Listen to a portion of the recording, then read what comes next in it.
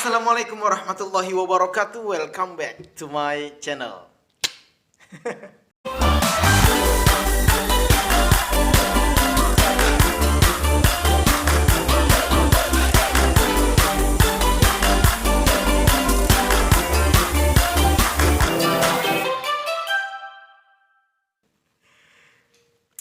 Kawan-kawan, kembali lagi bersama gue Rizky Muajadi di channel MR Muajadi. Bagi kawan-kawan yang menonton video ini, gue doain mudah-mudahan kawan-kawan senantiasa disehatkan oleh Allah Subhanahu wa taala, lancar segala urusannya, berkah segala rezekinya.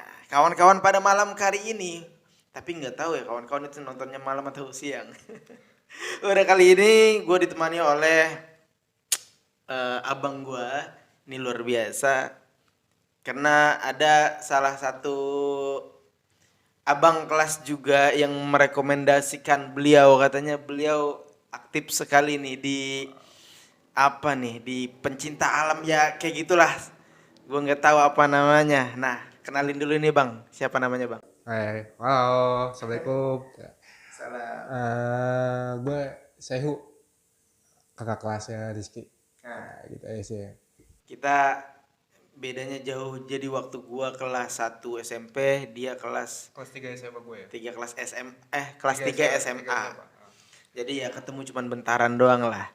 Nah, teman-teman, singkat cerita, katanya Bang Sehu ini punya pengalaman yang sangat luar biasa.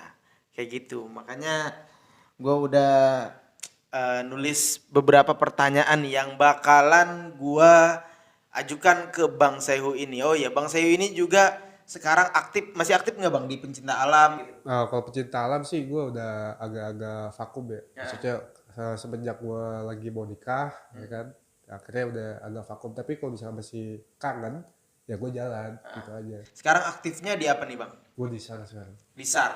Kalau SAR itu apa sih? SAR itu Search and Rescue. Nah, Jadi kayak tim Basarnas gitu, tapi gue bukan dari negara, dari instalasi biasa terkait gitu. kayak oke. Nah, teman-teman, tentunya apa aja sih pengalaman yang dialami oleh Bang Saihu ini nanti akan kita tanya-tanya nih, oke? Nah, sebelum kita lanjut nih ngobrol-ngobrol kita dengan Bang Saihu, gue mau mengingatkan kepada seluruh penonton MR Muajadi untuk sama-sama dukung terus channel ini dengan cara like, comment, and subscribe biar supaya gue semakin semangat buat video-video selanjutnya. Langsung aja nih Bang. Abang kan beberapa kali kita ngopi ya. Ya, kita ketemu, Kita ketemu ngopi untuk ngerencanain tag ini. Abang cerita dulu itu kerjaannya naik gunung. Itu mulai dari kapan Bang tuh aktif buat naik gunung itu?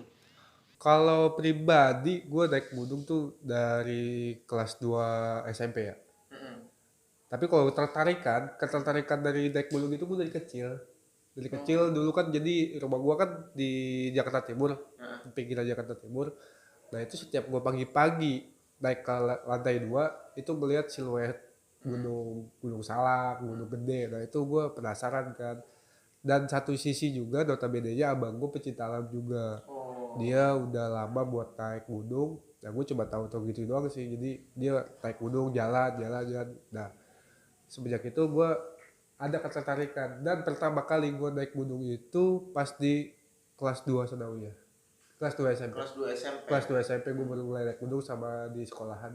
Itu gue ikut-ikut. Udah itu dari situ sih. Ikut-ikut abang lo atau gimana? Nggak, gue ikut organisasi underground, organisasi sekolah.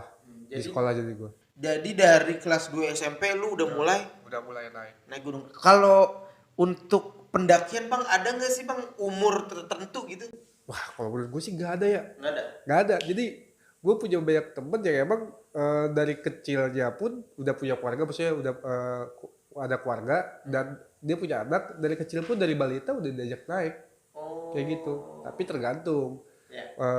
Basically si orang tuanya itu bisa atau enggak buat kejaga si anaknya, karena kan resikonya tinggi dong. Kalau misalkan kejak anak balita atau di bawah umur buat naik, entah dia ngerengeknya, entah susunya, ya banyak lah pokoknya itu. Ya. Tergantung Pertama kali lu naik ke gunung apa Bang? gue pertama kali bukan gunung sih waktu pertama kali. Gue coba ikut pengukuhan aja waktu itu di Gunung Salak. di Salak di kaki gunung gitu Oh, di sampai kaki gunungnya. cuma sampai di Kawah Ratu doang. Ya. Kawah Ratu. Setelah itu baru gue naik bareng rombongan gue cuma 4 orang itu ke Gede. 4 orang Kelas kelas 2 itu. kelas 2 itu. Liburan sekolah kelas 2 tapi gagal. Kelas 2 gagal karena terkait perizinan ya. Karena kan gue nggak tahu perizinan tuh di sana agak ribet.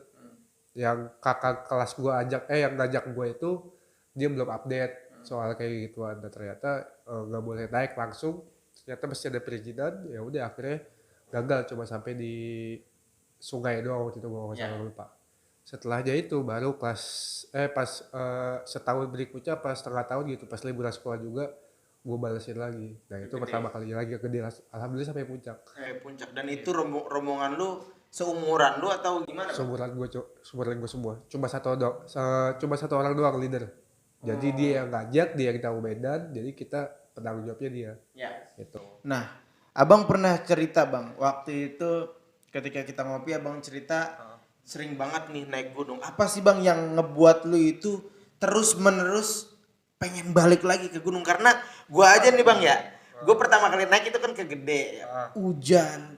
Luar biasa capeknya lu. Bikin males ya. Bikin males. Ini apa enaknya naik gunung? Kalau lu nih apa yang membuat lu balik lagi nih ke gunung? Kalau gue pribadi ya, naik gunung tuh kayak panggilan jiwa aja gitu. Bahasanya berat ya.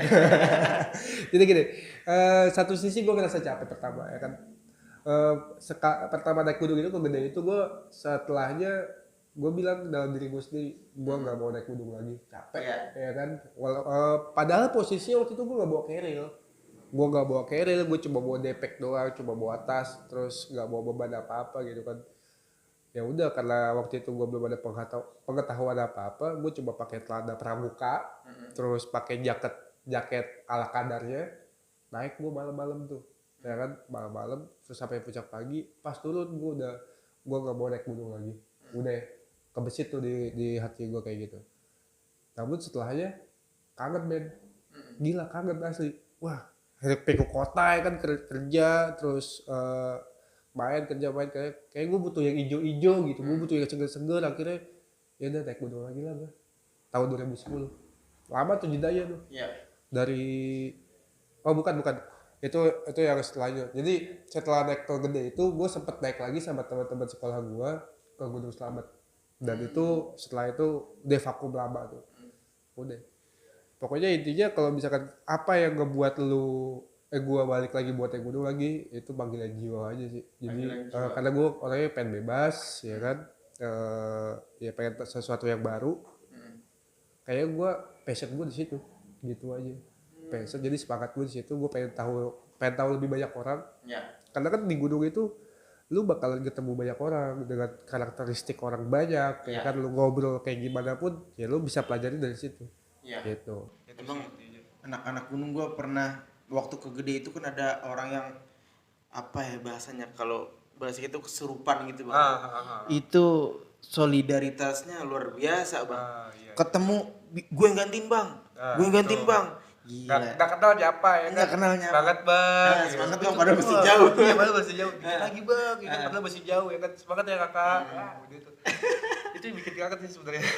Oke, nah kalau buat pendaki pemula nih, Bang, Abang kan naik gunung dari tahun berapa, Bang? Itu kelas 2?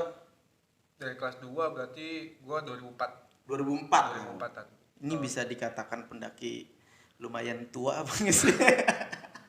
Pendaki tua kali ya? Enggak. Gua masih muda. Masih muda lah ya, masih muda. Masih muda.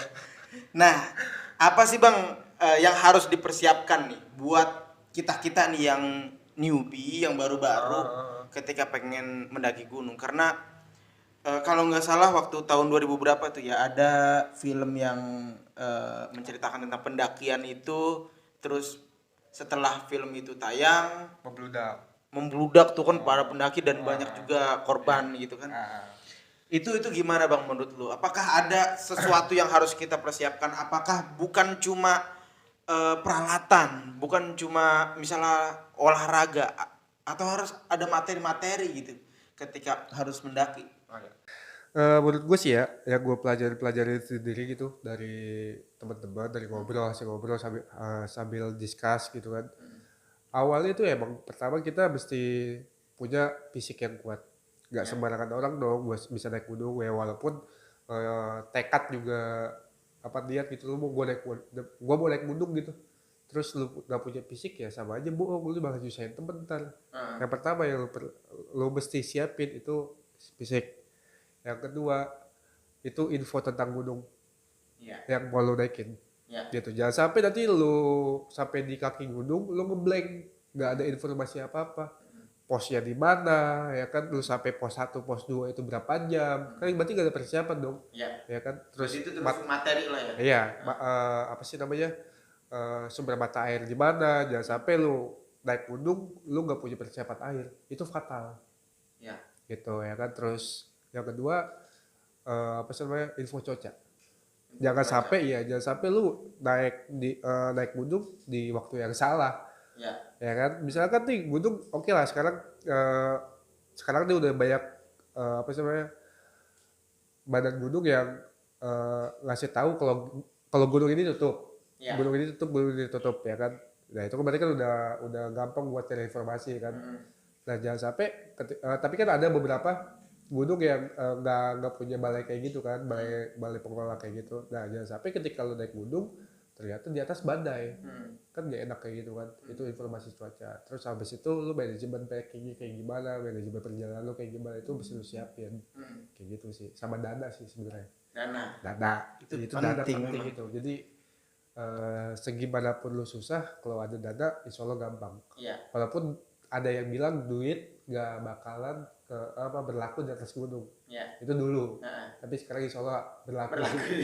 Menurut gue ya, karena kan kalau misalkan emang lo ada apa-apa di atas gunung, ya insya Allah nanti bisa bisa minta tolong porter ya kan di kaki gunungnya buat bawain barang lo atau apa kan. Itu kan si porter butuh duit juga. Ya. Nah, Mungkin untuk pendaki pemula bisa juga kali ya, ketika pengen emang baru pertama kali ngedaki, ajak yang lebih senior kali Bang ya. itu harus. Jadi bukan dia lu langsung jalan gitu aja gitu kan, gak kaku tanpa informasi, ya mesti lu tanya tadi. Dan juga lu mesti punya kawan yang emang senior, bukan senior siapa ya, lebih tahu gunung itu, punya informasi gunung itu. Jadi kalau misalnya ada apa-apa dia bisa tahu jawab gitu. Oke. Nah, ini kan banyak sekali kasus nih Bang ya. Apa ya, kayak pendaki yang hilang, tersesat, bahkan sampai ada yang meninggal dunia kayak gitu. Nah, nauzubillah min dzalik nih ya kawan-kawan, kalau misalnya kita ketika mendaki kita kehilangan arah atau tanda kutip tersesat, apa sih Bang yang pertama kali harus kita lakukan?